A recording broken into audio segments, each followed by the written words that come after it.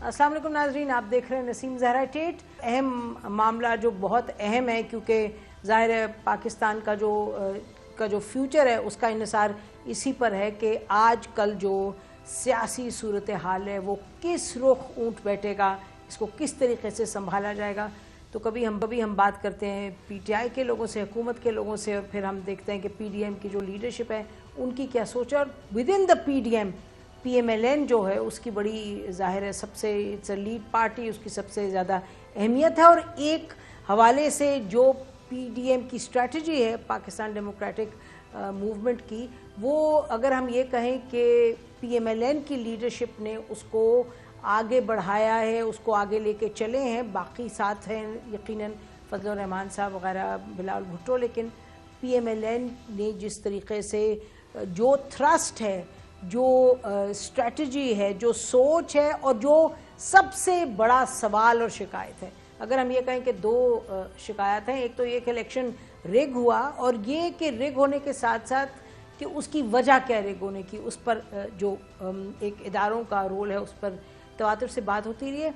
उसी ज़ुमरे में नाज़रीन एक दिलचस्प डेवलपमेंट हुई, दिलचस्प कि अब तो उसने एक आग सी लगा दी है सियासत में। जो farmer speaker, one of the most sober well respected PMLN के जो लीडर हैं, फॉर्मर स्पीकर, उन्होंने, हमने देखा कि बात की अयाज साहब ने, शेख अयाज साहब ने, उन्होंने, सादिक साहब ने, उन्होंने बात की कि भाई जो बालाकोट का वाक़या था उस हवाले से उन्होंने कहा कि फॉरेन मिनिस्टर जो हैं उन्होंने कहा कि उनकी टांगें कांप रही थी, and so on so fourth. एक उन्होंने स्टेट बयान की, उस पर बड़ी तफसील में आर्ग्यूमेंट शुरू हो गई कि नंबर एक सवाल ये था कि ये जो बातें अंदर की होती हैं, जो पॉलिसी की बातें होती हैं, क्या उनको इस तरह ओपनली करना चाहिए। सवाल ये है कि जो शख्स ऊंचे और ज़िम्मेदार ओहदों पे होता है उनको क्या इस तरह की बात करनी चाहिए, यानी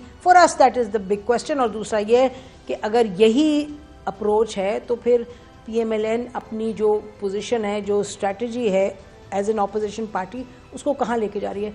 इस पर बात करने के लिए I think we have the best person, secretary PDM के वेरी सीनियर लीडर पीएमएलएन के, और इनका अगर आप हैशटैग देखें, इट्स कॉल्ड बेटर पाकिस्तान। तो इन्होंने हमेशा बात की है कि इदारे ठीक से चलें, प्रोफेशनली चलें। लोग इनको प्रोफेसर साहब भी कहते हैं, कोई तारीफ में कहते हैं, कोई तंजिया कहते हैं, but I mean a thinking fellow. बहुत शुक्रिया एहसन इकबाल साहब फॉर जॉइनिंग अस।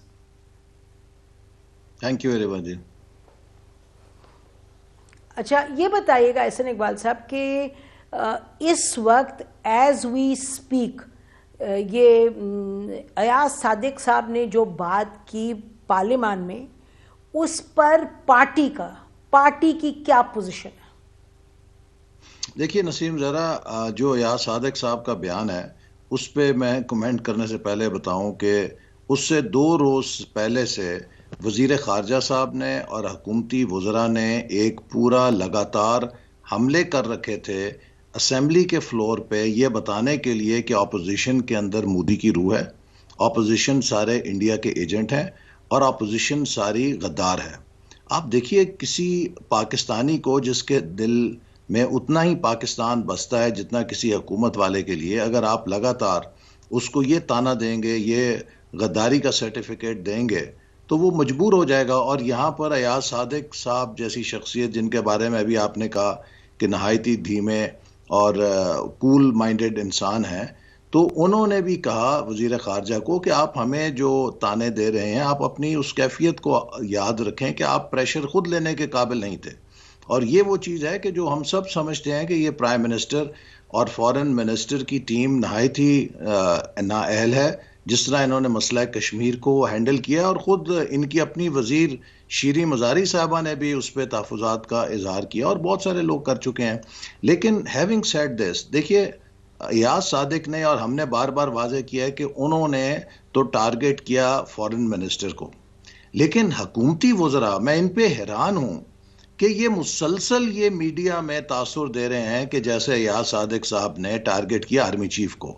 मुझे बताइए कि पाकिस्तान की सिक्योरिटी का मजाक कौन उड़ा रहा है? हम तो बार बार कह रहे हैं कि अयाज सादिक साहब का जो टारगेट था या उनका जो मुखातिब था वो वजीर खारजा थे, उन्होंने आर्मी चीफ पे कोई बात नहीं की, ना किसी कौमी इदारे पे बात की। और दूसरी बात ये भी मैं आपको बताऊं कि देखिए अच्छा, जो जी सॉरी, अगर मैं इसको थोड़ा सा इस पे आपसे सवाल कर लूं, एहसान इकबाल साहब ये बताइएगा कि बात बिल्कुल दुरुस्त है कि जिस तरह से खिलाफ आदत इन्होंने अयाज सादिक साहब ने ऐसी बात की, फॉरेन मिनिस्टर साहब जैसे उन्होंने वो धाड़े थे पार्लियामान में, उन्होंने कहा था आप लोगों में मोदी की रूह, यकीनन it was unbecoming of the foreign minister, नहीं कहना चाहिए था उनको। लेकिन ये बताइए कि क्या उसके जवाब में आप अपना ज्यादा कद ऊंचा करते हैं या आप इस तरह की बात, देखिए बात ये नहीं, वो मैं आर्मी चीफ को भी जरा छोड़ दें इस वक्त, मैं तो बात कर रही हूं कि बहैसियत एक पाकिस्तानी के जिसको समझ, ये सवाल है कि भाई हुकूमत चलाना, रियासत चलाना कितनी जिम्मेदारी का काम है, क्या हम में वो जिम्मेदारी का एहसास है? Should he have said these words? क्योंकि चाहे वो किसको भी टारगेट कर रहे थे, पाकिस्तान की पॉलिसी थी, और ये कहना कि जी डर के और पसीना और ये आप ठीक कह रहे हैं, उन्होंने गलत कर रहे थे जो हुकूमत वाले आप लोगों को तोहमतबाजी कर रहे थे, लेकिन उनका क्या कद बड़ा हो गया? क्या आपकी पार्टी का कद बड़ा हो गया कि अयाज सादिक साहब ने, जिम्मेदाराना बात तो नहीं थी, I am not even going into the fact कि आर्मी चीफ, वो नहीं, बिल्कुल नहीं आर्मी चीफ को किया था उन्होंने अटैक, लेकिन करना चाहिए था उनको ये जो उन्होंने कहा। इस वक्त हुकूमत सियासत खेल रही है कौमी इदारों के साथ, उनको अपनी सियासत में झोंक रही है। अगर हम हुकूमत में होते और अपोजिशन के किसी बंदे ने ऐसी बात की होती, तो अगर हम वाकई समझते कि इसका ताल्लुक कौमी सलामती से है, तो वी वुड हैव सेड कि उन्होंने वजाहत कर दी, that's end of the matter, full stop, chapter closed. लेकिन जिस तरीके से ये इस चीज को उठा रहे हैं, फवाद चौधरी ने इंडिया टीवी में कल एग्जैक्टली यही बात की, आपने सुनी होगी शायद। नहीं तो बाकी हुकूमत तो ये बात नहीं कर रही ना, बाकी हुकूमत की तो पूरी टीम इस चीज को उसी तासुर में प्रमोट कर रही है जो इंडिया का मीडिया उसे स्पिन देना चाह रहा है। देखिए उस बयान को एक डिस्टॉर्शन इंडिया मीडिया कर रहा है, और जो उसकी इंटरप्रिटेशन इंडियन मीडिया कर रहा है वही हमारी हुकूमत कर रही है। तो आप मुझे बताइए कि इसमें कौन मुल्क का खैर खा है? लिहाजा हमने, आप देखिए कि फवाद चौधरी के उस बयान पर उस तरह की पॉलिटिक्स नहीं की, और अगर उन्होंने इस बात को वाजे कर दिया कि मेरा ये मतलब नहीं था, तो हम उससे आगे नहीं गए कि भी हमें मालूम। और फिर जो फॉरेन मिनिस्ट्री है उसको मजबूरन फवाद चौधरी साहब की क्लैरिफिकेशन करनी पड़ी है, या सादिक साहब के बयान की तो कोई क्लैरिफिकेशन नहीं करनी पड़ी, जिससे साफ जाहिर होता है कि जो फवाद चौधरी साहब का बयान था वो ज्यादा संगीन नौयत की गलती थी बनिस्बत अयाज सादिक साहब के। लेकिन इस मसले पे इसरार करना, इस पर सियासत बनाना, इस पर वजीर दाखिला का ये कहना कि मुस्लिम लीग नून वालों पर कातलाना हमले हो सकते हैं, इसके ऊपर ये कहना कि उन्होंने खुदा ना खास्ता कोई बगावत वो की बहुत है, गैर जिम्मेदाराना बात थी, उस पर तो बड़ी तनकीद हुई है। एहसान इकबाल साहब ये बताइएगा कि आप अभी बात कर रहे हैं फवाद चौधरी साहब के, जो उन्होंने बात की, इंस्टेड ऑफ सेइंग बालाकोट उन्होंने गलत जिक्र किया और it could have been potentially problematic, लेकिन आपने खुद ही फरमाया कि पहले खुद फवाद चौधरी ने एक्सप्लेन किया, उसके बाद फॉरेन मिनिस्ट्री ने एक्सप्लेन कर दिया।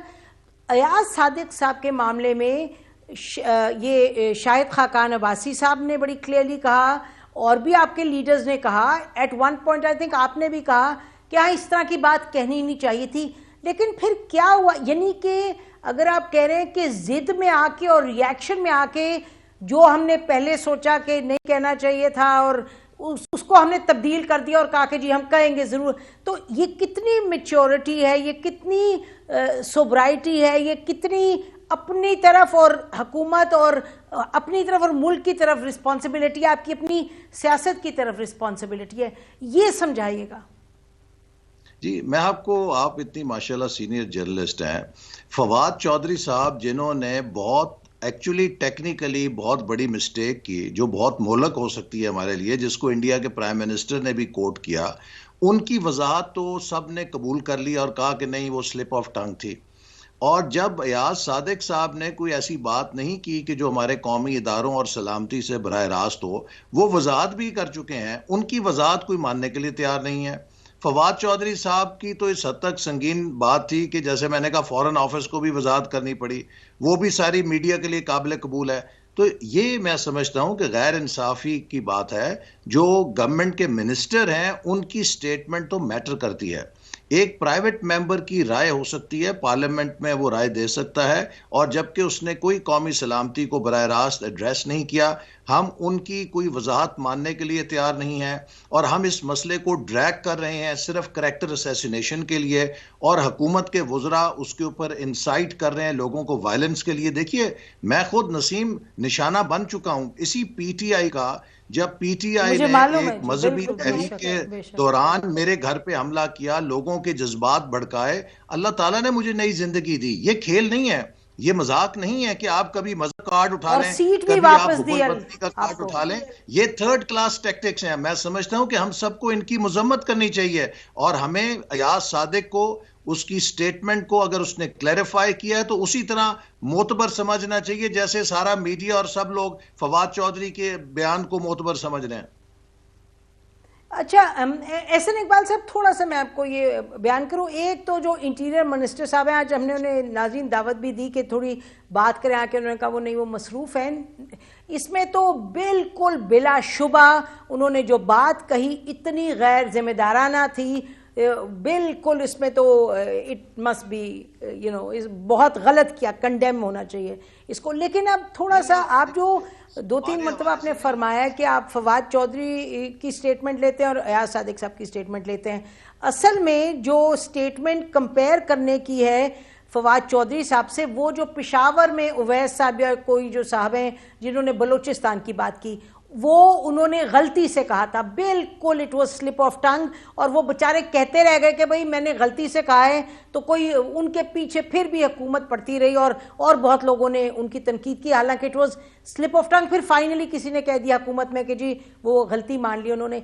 तो उसका जो कंपैरिजन है वो फवाद चौधरी की स्टेटमेंट है, क्योंकि फवाद चौधरी साहब ने तो कोई पॉलिसी पे तो नहीं बात की। उन्होंने कहा जी पुलवामा के बाद हमने अंदर घुस के इंडियंस को मारा, ये किया, वो किया, सारी बातें ठीक की थी, और फिर उनको बजाय बालाकोट कहने के वो कहते हैं हमने पुलवामा किया। So I think it was a slip of tongue. Ehsan Iqbal sahab, जो अयाज सादिक साहब ने फरमाया, देखिए मैं तो आपसे statement is far more serious than Ayaz Sadiq statement. जो फवाद चौधरी साहब की स्टेटमेंट है उसको डिफरेंटली इंटरप्रेट किया है। अयाज सादिक साहब की स्टेटमेंट को कहीं इसी तरह इंटरप्रेट नहीं किया गया कि जिसका पाकिस्तान के ऊपर कोई नेगेटिव फॉल आउट है। और मैं एक बात आपको और बता दूं, आप तो माशाल्लाह डिफेंस और सिक्योरिटी से बहुत एनालिस्ट हैं, तजुर्बा रखती हैं। देखिए, किसी मुल्क की थ्रेट परसेप्शन और किसी मुल्क की सिक्योरिटी कैपेबिलिटी वो किसी एक पार्लियामेंट में मेंबर की तकरीर से डिटरमिन नहीं होती, वो किसी टीवी के टॉक शो से डिटरमिन नहीं होती। बिल्कुल अग्री, 100% अग्री विद यू, बिल्कुल 100% अग्री। इंटेलिजेंस के अपने इंडिपेंडेंट जराए होते हैं। आज पाकिस्तान को बहुत अच्छी तरह मालूम है कि इंडिया की क्या कैपेबिलिटी है उसके अपने जराए से, इंडिया को बहुत अच्छी तरह मालूम है पाकिस्तान की क्या कैपेबिलिटी है अपने जराए से। लिहाजा ये कह देना कि एक किसी तकरीर और बयान से खुदा ना खास्ता पाकिस्तान की सिक्योरिटी की जो प्रोफाइल है उसको इमारत गिर जाएगी, ये एक मजाक है। ये देखिए, ये पॉलिटिक्स खेल रहे हैं, ये अपने मकसद के लिए ये बिल्कुल वैसा ही मजाक है जैसे मेमो गेट मजाक था, जैसे डॉन लीक्स मजाक था। एक आर्टिकल से या एक इससे पाकिस्तान की अल्हम्दुलिल्लाह सिक्योरिटी बड़ी रोबस्ट है, हमारे इदारे जबरदस्त हैं, हमारे सब कुछ बड़ा जबरदस्त है, नहीं हो सकती अंडरमाइन, अग्री विद यू। लेकिन ये बात एहसन इकबाल साहब, आप जैसा शख्स जो सब चीज़ों को बहुत अच्छे तरीके से समझता है, आप ये मुझे बताएं कि जो अयाज सादिक साहब ने बयान किया, मैंने तो शुरू में भी यही कहा था कि आई एम नॉट सेइंग कि हमारी सिक्योरिटी अंडरमाइन होती है, वो तो बच्चगाना बात है कहना। जो मेरे लिए बड़ा सवाल है वो ये है कि क्या ये जेब देता है एक फॉर्मर स्पीकर को, एक पार्लियामेंटेरियन को, कि जो एक हमारा उस वक्त हमने इतने जबरदस्त तरीके से उनके 2 जेट्स मारे, उनका हेलीकॉप्टर उन्होंने किया, हमने उनका अभिनंदन हमने हमारे पास था, वी टुक हिम हॉस्टेज, ये सब बातें Pakistan was really at the top to then talk about it in a way के जी पसीने छूट रहे थे कि जैसे डरे हुए थे। अगर मसलन था भी ये उनका हाल, हमें नहीं मालूम, अगर था भी तो ये कोई कहने की बात है। मैं ये इस पर आप सोचिए, ब्रेक लेती हूँ नाज़रीन, ब्रेक के बाद आते हैं और एहसन इकबाल साहब से इस बात का जवाब उनसे रिक्वेस्ट करेंगे।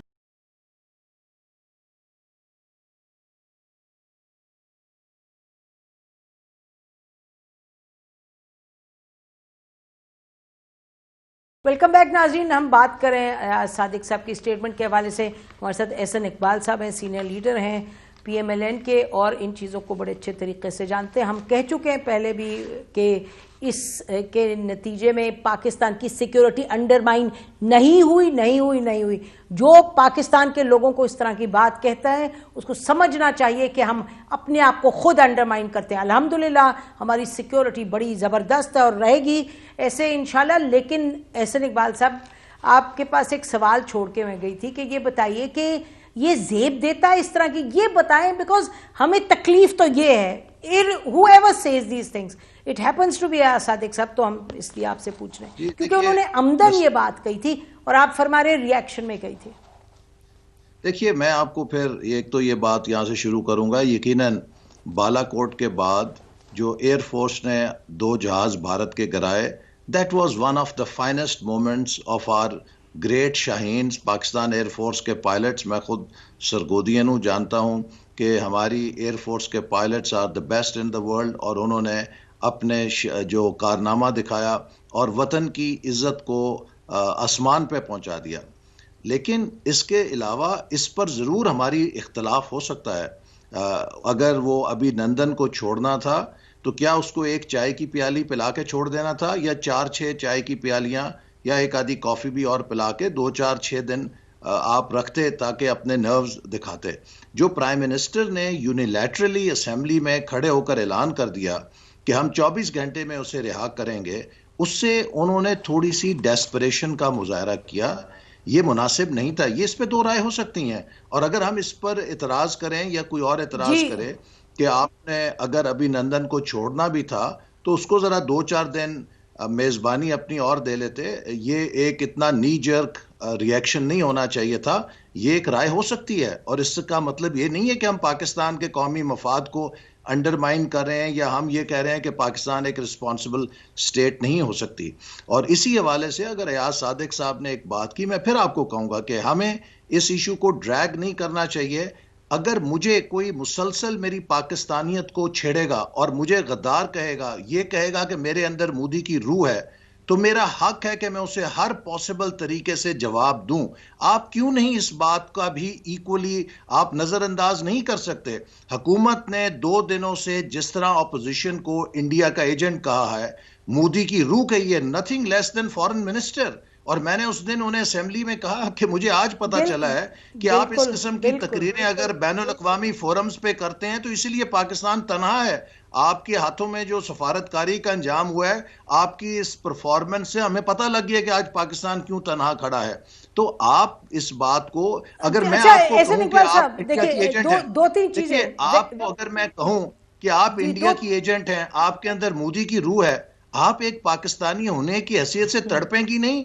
आपके पास हक नहीं है कि आप मेरे साथ एहतजाज करें, लेकिन ऐसे क्वेश्चन करें कि आप how dare you say that. देखिए एक नहीं देखिए ना, लेकिन मैं ये देखूंगी कि मेरा ओहदा क्या है और क्या व्हाट बिहेव्स, यानी कि what is becoming of my position, मैं किस तरीके से रिएक्ट करूंगी। देखिए अभी आपने एक पॉलिसी का इशू उठा लिया। नंबर 1, ये तो आपको मालूम है कि ये नहीं हो सकता कि प्राइम मिनिस्टर को जब पता चला ये सब कुछ हुआ है तो वो अपने घर में बैठ के उन्होंने अपनी बेगम से बात की कि क्या करें और आके उन्होंने कहा जी चलो अभिनंदन को जाने दो। प्राइम मिनिस्टर ने जो आके अनाउंस किया था वो एक कलेक्टिव डिसीजन थी, तमाम नेशनल सिक्योरिटी के इंस्टीट्यूशंस बैठे थे, तो मतलब we have to keep that in mind. फिर भी यू कैन डिसएग्री एंड से, उस दिन मैं सुन रही थी जनरल असद दुरानी को कही, उन्होंने कहा जी ज्यादा दिन रखना चाहिए था। आप भी ये कह सकते हैं, हम भी, लेकिन सर योर आई थिंक ये बात सही तो नहीं है कि अयाज सादिक साहब वो पॉलिसी डिस्कशन में तो नहीं जा रहे थे, वो तो नाराज थे। मैं ये कह रही हूं कि अयाज सादिक साहब अगर यही जब ये बात कही है उन्होंने, दूसरे दिन वो कहते कि जी हाँ मैं जरा गुस्से में आ गया था, बहरहाल it was the finest hour of Pakistan, मुझे कहना नहीं चाहिए था, खत्म। ये लगता है कि कुछ आपकी पार्टी में फिर बाद में सोच विचार हुई, क्योंकि पहले देखिए मैं शायद देखिए खाकान आप अब्बासी साहब ने you are a senior journalist and I expect fairness from you. देखिए आप क्यों इस बात को नजरअंदाज कर रही हैं? आप सारा बोझ ऑपोजिशन के एक मेंबर पे डाल रही हैं, लेकिन वो लोग के जो हुकूमत में हैं, जिनका एक एक लफ्ज पॉलिसी होता है, आपके नजदीक ये प्रोग्राम ना फवाद चौधरी के बयान पे हो सकता है जी, वो डिस्पोज ऑफ हो गया, क्लैरिफिकेशन हो गई। आपके नजदीक अगर हुकूमत के वजीर खारजा ने और दीगर वज़रा ने ऑपोजिशन को गद्दार करार दिया, उनके अंदर मोदी की रूह करार दे दी, चलो जी उसे भी नजरअंदाज करो। लेकिन अयाज सादिक साहब का जो बयान है, नहीं नजरअंदाज नहीं, ऐसा नहीं, वो इतना ड्रैग होना चाहिए, वो इतना ड्रैग होना चाहिए, पूरा प्रोग्राम उसके ऊपर हो रहा है। हमने रिपीटेडली कंडेम किया है, हमने रिपीटेडली कंडेम किया है। ये बात पाकिस्तान को इतना वीक करती है जब एक दूसरे को गद्दारी का सर्टिफिकेट देते हैं, और बहुत अफसोस की बात है कि इन्होंने, अफसोस की बात नहीं, all this should be condemned. इसमें we have, I have no doubt about it, और हमने इसमें बहुत प्रोग्राम्स भी कहे और रिपीटेडली कहा है, और जो मैंने तो प्रोग्राम में भी कहा कि फॉरेन मिनिस्टर ने हद कर दी थी उस दिन, जिस तरह वो धारे थे। देखिए पाकिस्तान का मफाद यह है कि जब अयाज सादिक साहब ने एक बात कर दी, उसकी वजाहत कर दी, that should be end of the matter, just as Fawad Chaudhry के लिए आपने कहा कि वो वजाहत आ गई, जो कि बहुत संगीन स्टेटमेंट थी कि जी that should be end of the matter, let's close that chapter. हम इस चैप्टर को खुला रखना चाहते हैं क्योंकि इस पे हम ऑपोजिशन बैशिंग करना चाहते हैं, क्योंकि हुकूमत इसके ऊपर सियासत चमकाना चाहती है, क्योंकि हुकूमत इसके ऊपर मुस्लिम लीग नून के लोगों के खिलाफ लोगों को तशद्दुद पे माइल करना चाहती है। मैं समझता हूं कि इस मौजू को हम बहस में लाके we are doing a great service to Pakistan. अच्छा, अब नहीं, let me ask you question. देखिए ना, मसलन आप मुझसे पूछ सकते हैं कि भाई ये प्रोग्राम क्यों कर रही हो तुम, तो मैं तो आपको ये कहूंगी कि भाई जो मैं पिछले दिनों में देख रही हूं, मुझे लगा था कि अयाज सादिक साहब ने बड़ी क्लियरली पहले कहा कि जी ये क्या नाम है, शायद खाकान अब्बासी साहब सीनियर लीडर्स ने कहा कि हाँ he shouldn't have said it, लेकिन फिर लगा कि कल या परसों एकदम से फिर से वेव उठी, उन्होंने कहा जी हमने कहा है, हम कहेंगे इसमें हमने कोई, तो हमें तो दैट्स द क्वेश्चन, पार्टी की क्या पोजीशन है? यू से डू थिंक के उनको नहीं कहना चाहिए था, बस बात खत्म करें आगे चलें? पार्टी तो की इसका पोजीशन जवाब दे दें, हम क्यों चाहेंगे कि प्रोग्राम इसको करें? कि no one has a right to label us as traitors. अगर हुकूमत ऑपोजिशन को गद्दारी के सर्टिफिकेट मांगती है तो ये गलत है। अगर हुकूमत के वज़रा इसके ऊपर सियासत करते हैं और तशद्दुद के लिए लोगों को उभारते हैं, वो गलत है। अयाज सादिक साहब ने जो कहा, मैं आपको एज सेक्रेटरी जनरल कहना चाहता हूं, वाजे करना चाहता हूं कि उन्होंने ना पाकिस्तान के सिक्योरिटी के इदारों को मुखातिब किया, ना उनकी मुराद पाकिस्तान की सिक्योरिटी कैपेबिलिटी पे कोई रिफ्लेक्शन करनी थी।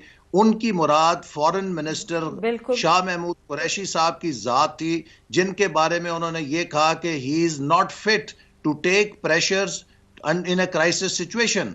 और वो बंदा, और आप देखिए उसके बाद कश्मीर में जो हुआ, मोदी ने एनेक्सेशन की, ये साहब हर रोज हर वीकेंड के ऊपर मुल्तान में अपने मुरीदों के साथ खड़े होकर प्रेस कॉन्फ्रेंस करते थे, जबकि इन्हें तो हर हफ्ते किसी कैपिटल के अंदर यूरोपियन यूनियन ममालिक में, सिक्योरिटी काउंसिल कंट्रीज में, दुनिया में जाके कश्मीर के लिए लॉबी करनी चाहिए थी। आप मुझे बताइए कि फॉरेन मिनिस्टर ने कितने दौरे किए हैं कश्मीर के मुकदमे को लेके OIC कंट्रीज के या दीगर हमारे दोस्त ममालिक के पास, कितना गए हैं, कितने थिंक टैंक्स में जाके इन्होंने कश्मीर के ऊपर लेक्चर्स दिए हैं। ये तो इस्लामाबाद से उठते हैं, जाके अपने हलके में मुरीदों के साथ खड़े होकर एक प्रेस कॉन्फ्रेंस करते हैं कि कश्मीर आजाद होगा।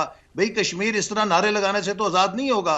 आज कश्मीर के लोग पाकिस्तान की तरफ ये नहीं देख रहे कि हम पाकिस्तान की सड़कों पे कितने जुलूस निकालते हैं, because we are sold on Kashmir. हमें तो कन्विंस करने की जरूरत नहीं है, वो पाकिस्तान से तवक्को रखते हैं कि हमारा प्राइम मिनिस्टर, ये तो मतलब उस पे एक और दफा डिस्कशन करेंगे ऑन कश्मीर, लेकिन जी उस पर फिर डिस्कशन करेंगे। लेकिन आप ये कह रहे हैं कि अयाज सादिक साहब ने कह दिया कि ये बात एक मुख्तलिफ सियाक़ो सबाक में की थी, आपको फिर भी लग रहा है कि ये जो उन्होंने शाह महमूद कुरैशी साहब को हिट किया है, वो बालाकोट वाले इंसिडेंट के जुमरे में आपको लगता है कि आपने कुछ गेन किया उससे? ये मुझे समझ आ रही है। देखिए, उनका अयाज सादिक साहब का किसी किस्म का बालाकोट के इंसिडेंट से कोई ताल्लुक नहीं था।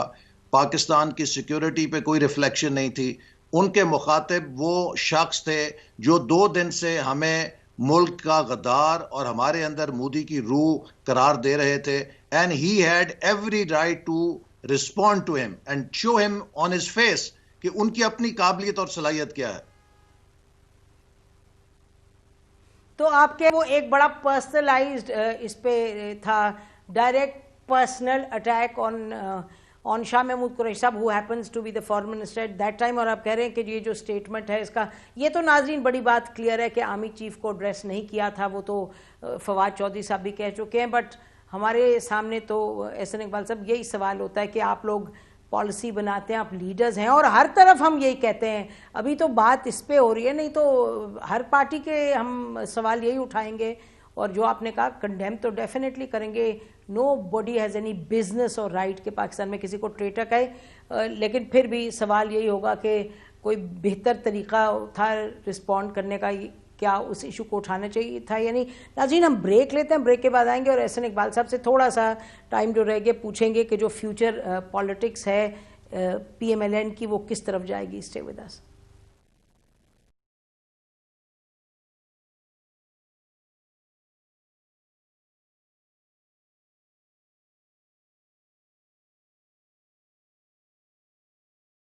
वेलकम बैक नाज़रीन। बड़ी लंबी डिस्कशन होती रही, अहम एक इशू था, उस पर जो सामने बातें आई, यू कैन डिसाइड कि आप इसको किस तरीके से देखते हैं। लेकिन बहरहाल अब हम एहसन इकबाल साहब इसको बिल्कुल very quick short questions short answers, अहम बातें। नंबर 1 ये बताइए कि आपने कहा कि एक नेशनल डायलॉग होना चाहिए, मेरा ख्याल है कोई 3-4 रोज पहले आपकी तरफ से स्टेटमेंट आई थी। कौन कन्वीन करेगा इस डायलॉग को, कौन करेगा? प्रेसिडेंट को तो आप लोगों ने कहा है कि वो उनको रिजाइन करना चाहिए जस्टिस फाइज ईसा की जजमेंट के बाद। आर्मी चीफ का तो नाम लेके कहा जा रहा है कि भाई he is not the right person, आपको उनका और ISI चीफ का, और जो चीफ जस्टिस साहब हैं वो ज़रा ज़्यादा मुतहर्रिक तो नहीं है। तो कौन करेगा ये नेशनल डायलॉग? देखिए नसीम, सबसे पहले तो मैं ये कहूँ कि आज जो मुस्लिम लीग नून का भी जो बयानिया है वो यही है कि 73 साल हो गए हैं, पाकिस्तान एक दायरों के सफ़र में चल रहा है। यहाँ पे अभी तक ये तय नहीं हो सका कि ये मुल्क हकीकी जमहूरियत बनेगा, ये मुल्क मार्शल्ला पे चलेगा, या इस मुल्क का निज़ाम हाइब्रिड सिस्टम पे चलेगा। देखिए, एक आप कार लेकर आती हैं, उसकी पोजीशन क्लियर है, who will do it sir at this point? उसमें ये बात वाज़ेह होती है कि ये गाड़ी पेट्रोल से चलेगी, डीजल से चलेगी, या किस तरह चलेगी। ये हमारी जो मुल्क की रियासत की बुनियाद है, ये जमहूरियत के और वोट के पेट्रोल पे है। जब हम इसमें डीजल का मिक्सचर करते हैं या डीजल लगाते हैं, कौन करेगा इसको? अनफॉर्चुनेटली टाइम कम है सर, आपकी पोजीशन बड़ी वाज़ेह है, कौन करेगा अभी, कौन करेगा? आपके कौन बैठेगा टेबल में सामने? मेरी जाती राय ये है कि इस हवाले से सेनेट जो कि हाउस ऑफ फेडरेशन है उसको लीड लेनी चाहिए। वो एक ऐसा फोरम है कि जिसके ऊपर तमाम स्टेक होल्डर्स को बुलाया जा सकता है for a grand national dialogue. और हमें 1973 के कॉन्स्टिट्यूशन को रेफरेंस बना के एक कोड ऑफ कॉन्डक्ट की जरूरत है, जिसके तहत हम ये तय कर सकें कि तमाम स्टेक होल्डर्स के लिए क्या डूज एंड डू नॉट्स हैं, और हर इदारा अपने दायरे कार में काम करे। तो आप कह रहे सेनेट के चेयरमैन करें, सेनेट के चेयरमैन इनिशिएट करें? जी, सेनेट का मैं समझता हूं कि एक इदारा है जहां पर हुकूमत और अपोजिशन दोनों एक माकूल तादाद में मौजूद हैं, और इस हवाले से एक मेरी जाती राय है कि चेयरमैन सेनेट अगर इनिशिएटिव लें तो वो एक बेहतर बात हो सकती है। वैसे तो कुछ लोगों ने कहा है कि बार काउंसिल इसका इनिशिएटिव ले, लेकिन बार काउंसिल को फिर ये ख्याल है उनके जो सुप्रीम कोर्ट बार सदर हैं। अच्छा Ahsan Iqbal sahab, very quickly to other questions. एक ये बताइएगा जी एहसन, अच्छा ये बताइएगा कि हमने सुना आपकी मीटिंग भी हुई और लोगों ने कहा शहबाज शरीफ साहब के पास गए तो कोई इस्टेब्लिशमेंट कह रही थी कि नवाज शरीफ साहब से कहें कूल इट। उसके बाद अंसार अब्बासी साहब की भी रिपोर्ट आई, उसके बाद ये भी सुनने में आया कि मैसेज आया कि जी इस्टेब्लिशमेंट के इदारे का नाम न लें। तो बस मुझे हाँ ना में जवाब दीजिएगा कि कोई भी किसी भी किस्म का किसी भी लेवल पर आप लोगों की इस्टेब्लिशमेंट के साथ कोई कम्युनिकेशन उधर से है या इधर से है, कोई, क्योंकि ये जो बातें हैं ये कम्युनिकेशन के बगैर तो नहीं होती। नहीं, किसी किस्म की कोई हमारी इस वक्त कम्युनिकेशन नहीं है। और जैसे आपको मालूम है कि हमारी पार्टी के वो कायद की तरफ से और एक डायरेक्शन भी है जी। कि अगर किसी ने अब कोई राब्ता रखना है अच्छा, तो नो वो पार्टी कम्युनिकेशन। लीडरशिप की इजाजत से होगा तो और वो ट्रांसपेरेंट होगा। और इस्टेब्लिशमेंट की इसकी तरफ से वजह कोई बुनियादी मैसेज ये है। आया आपको, आप लोगों ने, if not a two way, उनकी तरफ से कोई आया मैसेज? नहीं, अभी तक तो कोई ऐसा मैसेज नहीं आया। अच्छा, उधर से। अच्छा, ये बताइए कि जनरल कादिर बलोच साहब जो अभी भी, आज भी उनसे बात हुई तो उन्होंने कहा 7 तारीख को मैं तफसील दूंगा, तो लेकिन उन्होंने कहा छोड़ें पार्टी को। और उन्होंने तो जियो को बड़ी क्लियरली कहा कि इसलिए छोड़ें क्योंकि he can't go with the thrust जो मियां नवाज शरीफ साहब का फौज के हवाले से। लेकिन आप लोग कह रहे हैं क्योंकि जहरी साहब को बिठाया नहीं है स्टेज पे और वो तो 2 साल से थे नहीं, तो इसलिए उनको बिठाना जायज़ नहीं था। तो अगर वो अपनी जो उनकी बात, अगर हम उन्हीं की बात लें तो फिर तो जनरल तिरमिजी भी हैं और भी 2-3 जनरल हैं, जनरल क़य्यूम भी हैं। तो आपको कुछ लग रहा है पार्टी में इस तरह की कोई इंडिकेशंस के इकट्ठे ये निकल जाएंगे पार्टी से लोग? देखिए, जहाँ तक जनरल कादर साहब का ताल्लुक है, मैं उनका एहतराम करता हूँ, लेकिन मेरी खुद उनसे बहुत तफसील से कोयटा के जलसे से पहले बात हुई थी। और उनकी नाराज़गी की वजह एक जो सनाउल्लाह ज़हरी साहब का तनाज़ा था कि उन्हें अगर स्टेज पे नहीं बिठाया जाएगा तो ये हमारी बड़ी इंसल्ट होगी, उस पर वो बहुत नाराज़ थे और वो फिर वहाँ पर आए भी नहीं, जलसे में शरीक भी नहीं हुए।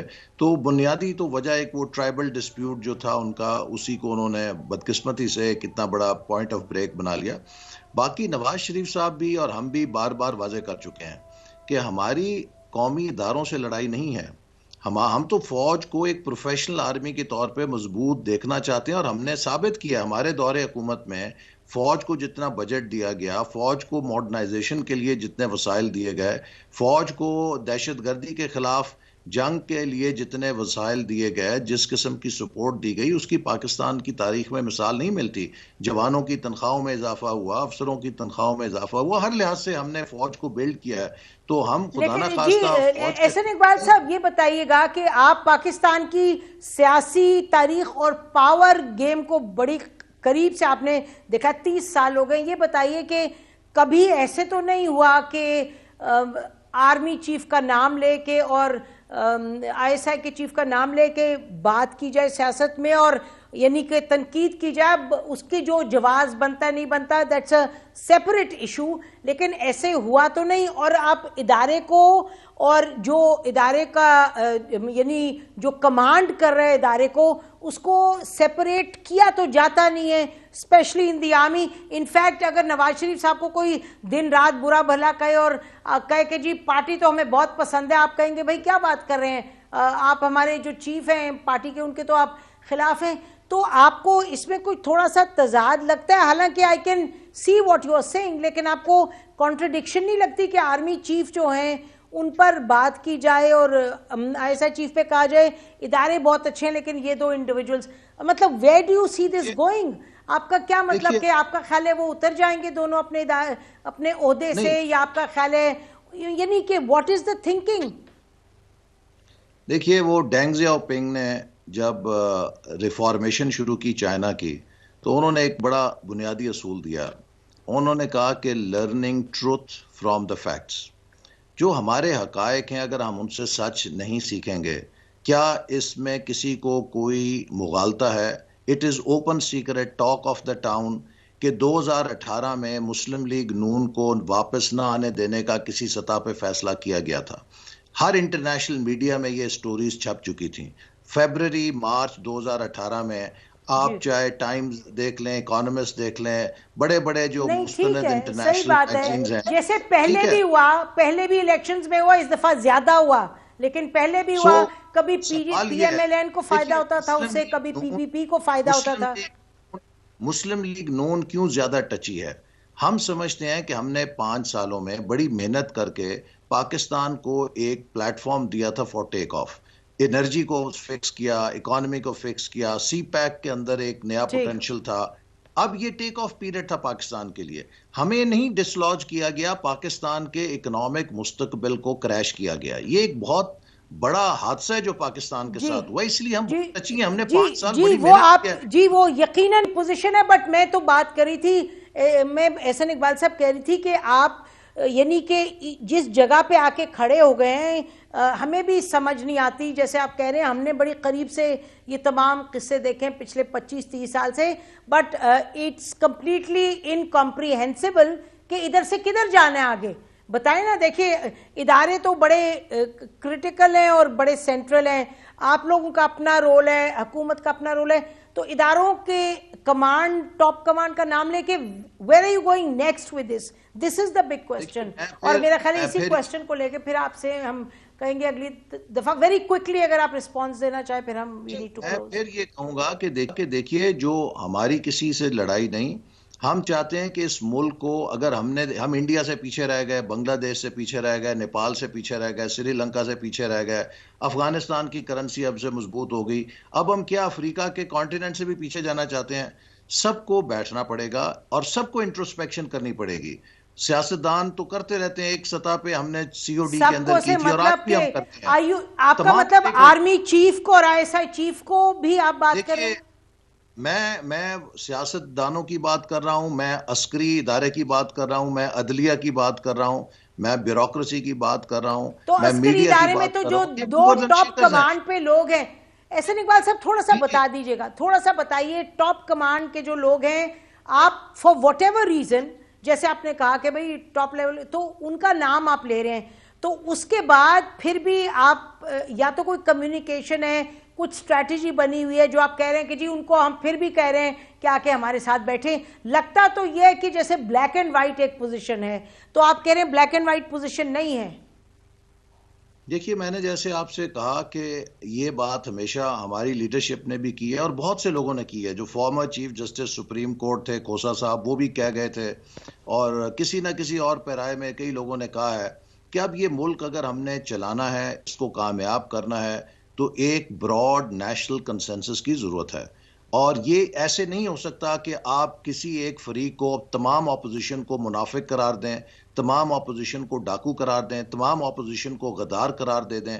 एक शख्स, कोई एक पार्टी या एक इदारा तन्हे तन्हा इस मुल्क को नहीं चला सकता, इस मुल्क को इस गर्दाब से नहीं निकाल सकता। जब तक एक नेशनल लेवल के ऊपर ग्रैंड डायलॉग नहीं होगा और एक अंडरस्टैंडिंग नहीं होगी कि हमने इस मुल्क को किस तरह आइन के मुताबिक चलना है, we will be in trouble. जी Ehsan Iqbal sahab, last very quickly last question, yes और नो, आपको लगता है कि जो आपने आर्मी चीफ और आईएसआई चीफ का नाम ले रहे हैं, उस पोजीशन पे आपको थोड़ा सा स्टेप बैक करना पड़ेगा अगर आप ये डायलॉग चाहते हैं? Very quick response to that, very वो नाम, देखिए नाम एहतियात के हवाले से नहीं है, नाम इस हवाले से है कि अगर ये जो मैदान के अंदर जो प्रैक्टिकल फील्ड में हमने देखा कि कुछ मुदाखलत हुई इलेक्शन से पहले और इलेक्शन के बाद, हमारे लोगों को कहा गया कि आप PMLN का टिकट ना लें, हमारे उम्मीदवारों को हरासा किया गया, और जिन इदारों की तरफ शिकायत थी, बिलाखिर उन्हीं इदारों के सरबराहान ने ही उसके लिए जवाबदेह होना है और कोई उसकी एक्सप्लेनेशन देनी है कि भी क्यों हुआ।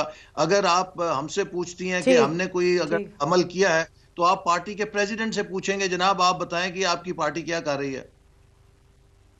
ठीक ठीक, तो आप उनसे पूछ ही रहे हैं अभी, आपका मतलब यू आर सेइंग कि वो डायलॉग का हिस्सा भी बन सकते हैं, you are raising these questions. देखिए नवाज शरीफ साहब ने तो सवाल पूछे हैं ना, उन्होंने कहा जी कि ये मेरे सवाल हैं, इनका आप जवाब दें दोनों हजरात। और वो जो सवालात हैं वो उस पिछले 2 साल के तजुर्बे पर मबनी है, जो इस टाउन की ओपन सीक्रेट है, मुझे कहने की जरूरत नहीं है, आप सब मुझसे बेहतर जानते हैं।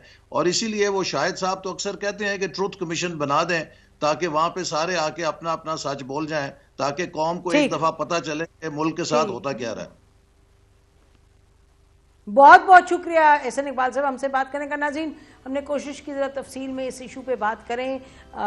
ये जाहिर है $1 मिलियन क्वेश्चन तो वहीं का वहीं है कि व्हाट हैपन्स, यानी इदारे तो बड़े क्रिटिकल रहे हैं पाकिस्तान की पॉलिटिक्स में, अभी भी हम वहाँ उस नहज पे खड़े हैं जहाँ इदारों का रोल है, लेकिन इदारों का रोल किस तरीके से आगे जाएगा, क्या ये डेड एंड पे आ गए PMLN, अपोजिशन और इदारे और हुकूमत, या इसमें कोई अभी गुंजाइश है इस पे मेहनत करनी होगी, गुंजाइश तो निकालनी है क्योंकि पाकिस्तान के लिए वही सबसे बेहतर है। इस पर नाज़रीन प्रोग्राम ख़त्म करते हैं। खुदा हाफिज़। पाकिस्तान जिंदाबाद।